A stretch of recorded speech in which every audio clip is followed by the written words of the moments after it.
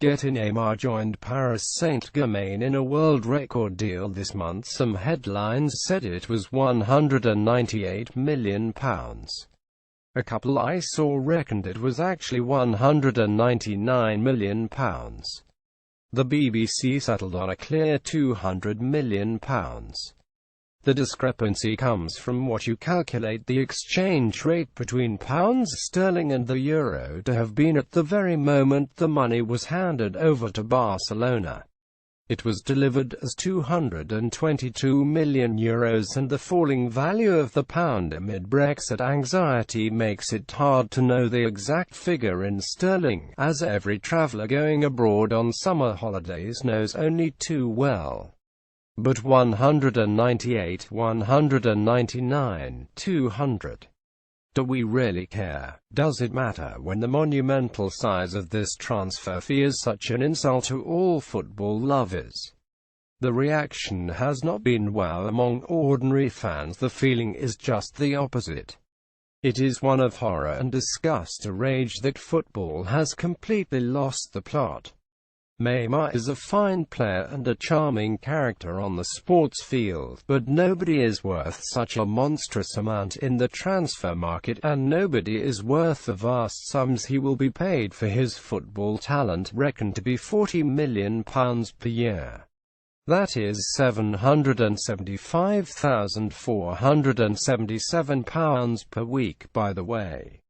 The world record transfer fee until last Friday morning was the £89 million paid by Manchester United for midfielder Paul Pogba, itself an absurd overpayment.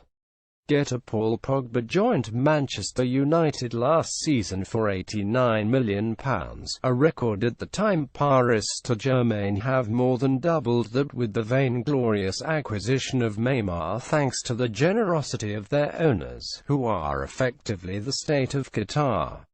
There are many aspects to this transfer deal, and many possible ramifications.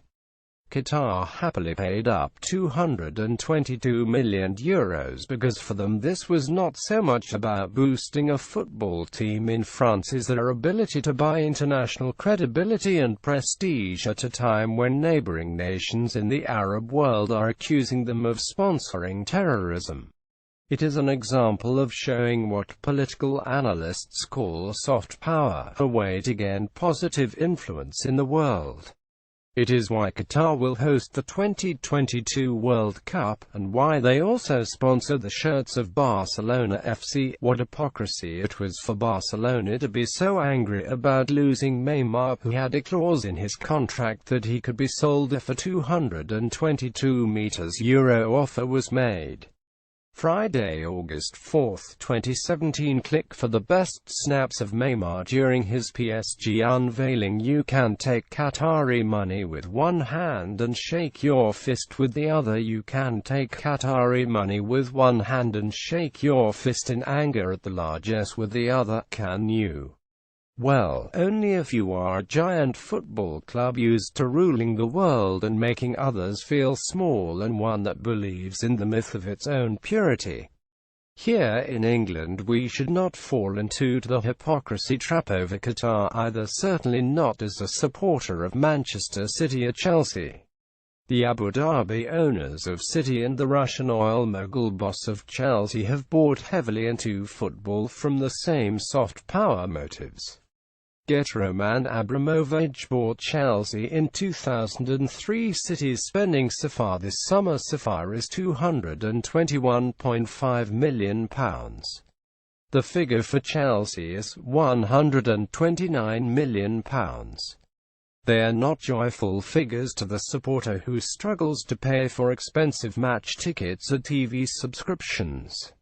Each of the transfer deals of the kind that sees a galloping but middling right-back like Kyle Walker bought for a £50 million transfer fee only fuels the grotesque hyperinflation of the football market.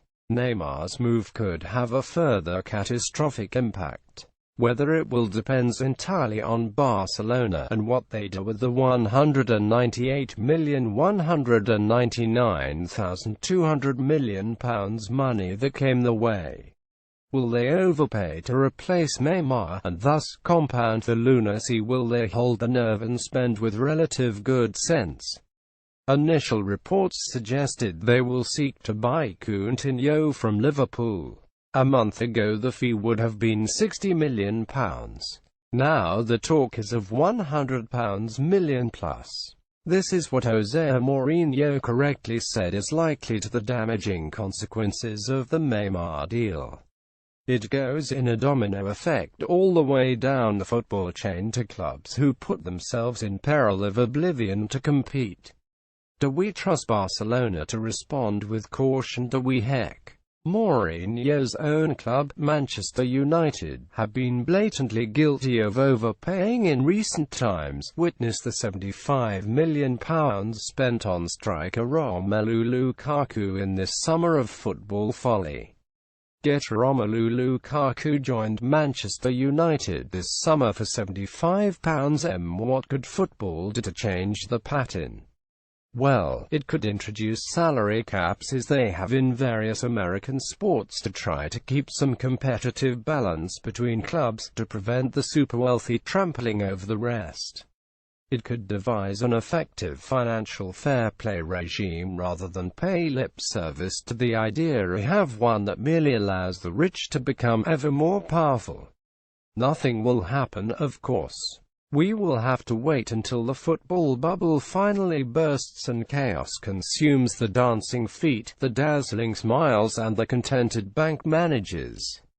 The latest official UEFA club rankings do not make pretty reading for English football, once so masterful in the European game but now so makeweight.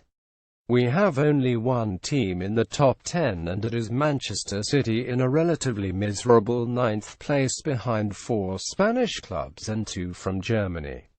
Arsenal are our second best team in 11th position, with Chelsea at 14th and Manchester United 1 place behind that.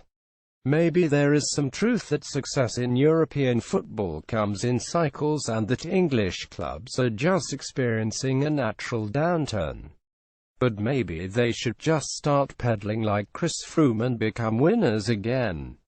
The impatience of modern life becomes ever more pronounced with each passing year, month, week, day and minute. Sport is an easy victim, as the decision by Lancashire to rename one of the ends at Old Trafford in honour of fast bowler Jimmy Anderson. I happily agree that he deserves recognition as England's most prolific wicketaker in Test cricket. But should NT the tribute have waited until his playing days have ended? It's the same unnecessary rush that prompted knighthoods for Andy Murray and Mo Farah while they're still competing. Liverpool will face German club Hoffenheim in a play-off to reach the group stages of the Champions League. It is a tough draw, and Jurgen Klopp will be pitted against the most precocious young manager in world football, his compatriot Julian Nagelsmann. Hoffenheim appointed him at the age of 28, and Nagelsmann has only just turned 30. Would a Premier League club ever be so bold you could live to 100 and still be waiting for the answer?